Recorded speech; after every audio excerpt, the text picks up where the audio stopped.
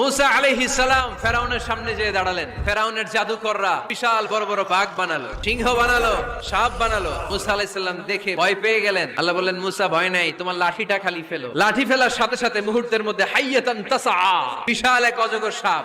ফেরাউনের জাদুকরদের বানানো সব বাঘ, ভাল্লুক, সিংহ আর সাপগুলো রেখে বিশাল ফানা ধরে আছে। আর সাপ বলতে শুরু করেছে, আর কে আছে নিয়ে আয়। সুবহানাল্লাহ কইতে পারলেন না? এই দৃশ্য দেখার সাথে সাথে ফেরাউনের রাজপ্রাসাদের সামনে যতগুলো জাদুকর ছিল, কোরআন বলে ফাউলকিয়াস সাহারাতু সাজিদিন। এই দৃশ্য দেখা মাত্রই ফেরাউনের নিয়ে আসা বড় বড় জাদুকরগুলো মুসা আলাইহিস সালামের সামনে দাঁড়িয়ে আল্লাহর জন্য সেজদায় লুটিয়ে পড়েছে। ফাউলকিয়াস সাহারাতু সাজিদিন, সেজদায় লুটিয়ে পড়ে ঘোষণা দিল, আমি ফেরাউন রে মানি না, আমি কোন নাস্তিককে মানি না, আমি মুসার রব, হারুনের রব, বনি